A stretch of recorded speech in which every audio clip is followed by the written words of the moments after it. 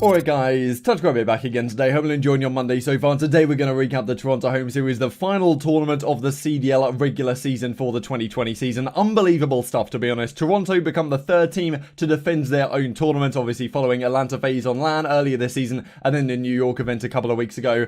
Fantastic result for them, an incredibly crucial one for seeding, as we'll look at for champs in a second here. It turned out they didn't even need to win the finals to qualify in top 8 positioning, but doing that put them up to 7th seed, which is going to be massive when we look at the seeding in a few minutes time here. Remarkable tournament. Intrigued to hear your thoughts down below, but as we'll talk about, somewhat overshadowed by this glitch that we talked about a couple of days ago, invading competitive play. And well, a lot of the professional players are not particularly happy with how this has been handled from a number of different angles, not particularly happy with players pretty openly using it, or supposedly, well, accusing other players of using it right now. Thanks to Cam for the scoreboards. Let's hop into the series number 1 of the day. That was Ultra versus Empire. This was a huge one. Ultra had to win this series to qualify in the top 8 seeding for champs. They start off on a great note. And frankly, the clutch factor from Ultra this tournament was something that we really haven't seen from a team in a while, right? Atlanta FaZe a few events ago, just winning every game 5, winning every round 11. This tournament, Ultra were doing it in the respawns. The kind of hard points they were winning on this championship Sunday were out of control. Gunner at a hard point map number 1. Empire had the advantage towards the end. They had that P3, but Ultra make a fantastic break. The nades come over the top, the smokes come out. They get into the hill. Zinni gets the final kill. 250, 247. Then we go to the search and destroy 6-5 here on St. Petrograd. When it's time for clutch time,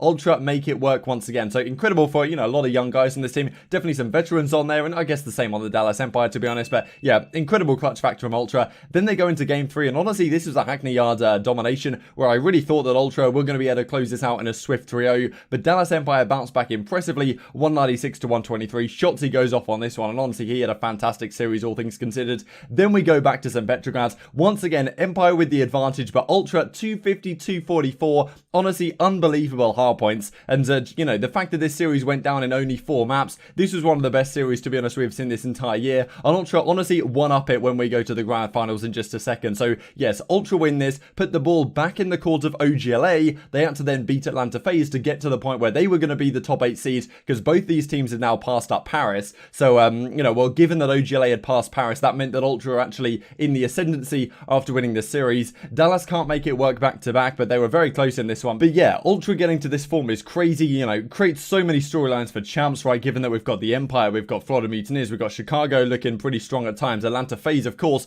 Then you've got Ultra into the mix, like Subliners in the mix, like, you know, what is going on right now? So much craziness. And then, well, let's look at the scoreboard for this one. Cammy breaks a new record, I believe, for the most amount of kills in a 4-map series, that being 111 with a 1.35 KD over the course of it. So remarkable slaying from him. He was an absolute revelation for this team this tournament.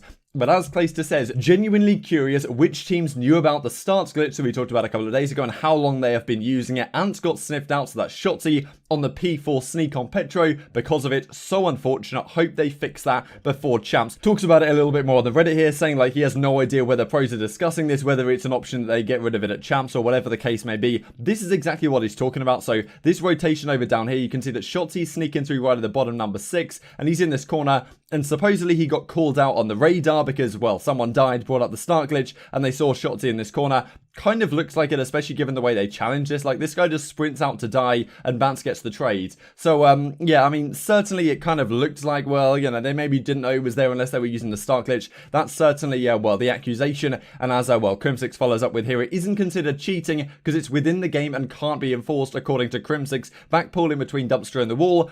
It's not the CDL's fault, not the admin's fault. It can't be considered cheating because it's within the game and cannot be enforced. But as Formal goes on to say in a second, and we may talk about in coming days, if you're using this, you're a weirdo. That's what he says. So yeah, and as he says right here, so lol, Modern Warfare got everyone throwing integrity back out the window because we can't trust know if other teams are doing it back. Awesome. Still pretty certain some people are using ATS. So Clayster talking about auto tac sprint now. Either Ultra are cracked, which is possible, or they're using ATS. So yeah, you know, another back and forth here on the game state, and well, far from ideal. New things seem to be discovered every day. Then we go on to the second series. As I say, the ball was back in the court of OGLA. At this point, given that Dallas had lost, FaZe were guaranteed number 1 seed, so they didn't really have anything to play for apart from the championship at large, but they get the job done regardless. This was a pretty impressive series from FaZe. Like, they romped through OpTic Gaming Los Angeles right here. Map number 1 was pretty close, 250, 207. Then we go into the game 2, just absolutely dominant 6-1. Simp with a sniper. I think he went 12 in 1. That was a new record KD this entire season in terms of in a search and destroy matchup, and to do that in just 7 7 rounds. Pretty remarkable to get 12 kills in that fashion. And then we go to the game 3, all on St. Petrograd, and FaZe win it 153 to 135. So OGLA needed to win this series to get into top 8. They don't manage it. That guarantees Ultra get the top 8 seeding, but they weren't done quite then as we will look at. So yeah, OGLA falls short in the end. Looked so good for them after their yesterday performance, but Ultra were just too strong when it mattered, and they couldn't get past FaZe.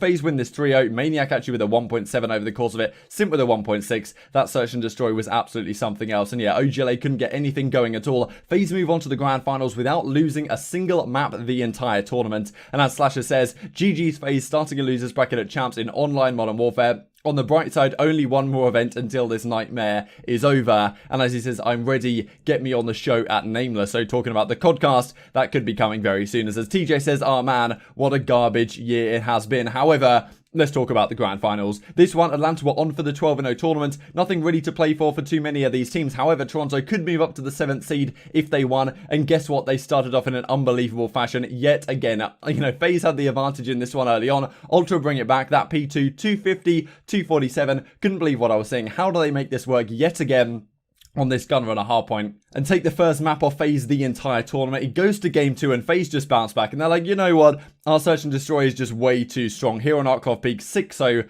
absolutely crushing, right? And if you're the Ultra, you're thinking, damn, what the hell just happened to us right here? But they go into game 3 and they hit the hard regain on Gunrunner, win this 165-157. Certainly a good mode for them, domination on the whole. Then it goes game 4 though, and once again FaZe close this out. So yes, Ultra are winning the super close clutch matches, but when it comes down to a pretty comfortable win, that's going to be on the side of FaZe. Then we go to St. Petrograd, search and destroy, game 5. Comes all the way down to a game 5 round 11. Honestly, this map had it all. The fact that the regular season finished off with a game 5 round 11 is crazy, but this match in particular was just unbelievable. Like, we had a ninja defuse from Methods early on, with all sorts of clutch factor all across the park, and then it came down to the game 5 round 11 1v1. In fact, it was a Methods 1v2. He had the perfect opportunity. Like, FaZe were up 3-4 in it. They had a 4 versus 3 in this round. Retake on the A-bomb site. Methods was stuck in a 1 versus 2. Gets the 2-piece to finish off the job. Ultra win it 6-5, and honestly, a remarkable series. One of the best won the entire tournament, especially the maps that the Ultra won were just absolutely impeccable. And yeah, Ultra with the clutch factor from the heavens. FaZe, if there was any team you would pick in the entire league to win in the game 5 round 11, it's going to be FaZe, right? And Ultra make it work. Super scary from them, right? Like, this tournament was impressive. They beat OGLA, they beat Chicago in that kind of asterisk fashion, right? The reverse sweep, but it was really 2-2 that we talked about yesterday. And then, of course, they come in and beat Empire 3-1, take down Atlanta FaZe 3-2. This is a scary squad for champs. They don't have the ideal situation when we look at the brackets here, but unbelievable to see another team be competitive and right at the top and win another event. As Marky B says, Zin's 1v2 breakdown. Like, yeah, he shows how he got the first, jumps up, takes down the seconds for the 2-piece. And, well, this is the series standings as it was. Coming as a 0.8, not his best series by any means, but it doesn't matter. Methods was the 1.3. He was an absolute Iceman in the grand finals, and yeah, FaZe couldn't get too much going across the board. I mean, Abizi did have a fantastic one though with 104 kills. And as a result of this, Maven kept to his word and poured some maple syrup on his face. Like, I think this has went all over the place. What is going on here? I just woke up this morning mind blown by what I was watching on the timeline, and then Formal comes out with this. They need to fix this start glitch or whatever. I didn't know it was like that. And if you're a pro and you used it this weekend, you're just a weirdo and should feel ashamed, even though you probably don't. The other team is doing it, blah blah. If that's your excuse for it, then like I said, you're just a weirdo. Hopefully they fix this before champs, because wow. And this clip then of Zuma using it afterwards, they were just kind of trolling in this 10 series, so don't take this too serious, but I'll put it on screen exactly what Zuma's calling out if you guys aren't super familiar with this glitch. On purpose, I'm gonna go down on purpose. Hold on. Alright, I'm gonna start glitch. Alright, yo, 2 rock, 1 pushed up our crates. He's pushed up our P2 and 2 at all. I'm going around, bro. Crimsix follows up with this: ever puke out pure disgust while laughing while crying. Never in the past 10 years have I played a tournament with a game-breaking glitch like that. People throwing bodies at scrap time just to get info on the rotation. Win the gunfight, you get scrap. Lose it, you get info.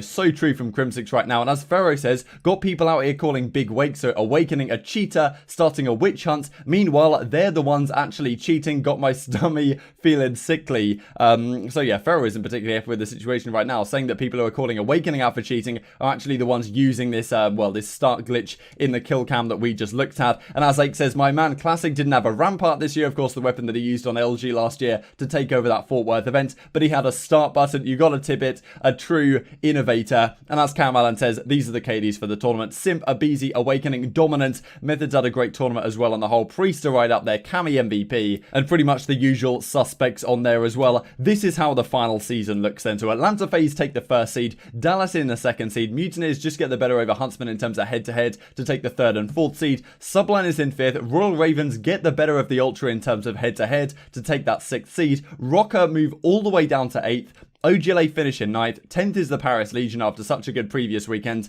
and Surge and the Los Angeles Guerrillas as well to finish off the job. And this is what it means for the World Championship. These are the teams starting in winners. Ultra, after their fantastic weekend and the fantastic last few weeks really, they make it to the winners bracket and they're going to be playing the Royal Ravens. So the fact that they got 7th seed is probably not a good sign for the Royal Ravens, right? If you're Subliners, you would definitely prefer right now to play Rocker than the Ultra, in my opinion. So it's far from ideal for the Ravens. Then you've got OGLA down here playing LAG first match, and they have to win a lot of series to take it all the way to the grand final. FaZe and Empire on that winners round 3, as we talked about a while ago, and given Huntsmen are in seed 4, it's not going to be an easy run for them. Like, they're going to have to play the winner of this match, then if they beat Subliners or Rocker, they're going to have to play FaZe, and from there, well, you can see exactly how it figures out on screen right here. Intrigued to hear your thoughts on this down in the comment section below. I'm sure there's some topics to discuss in coming days. Like if you guys enjoyed the video, subscribe if you're new. I will see you next time.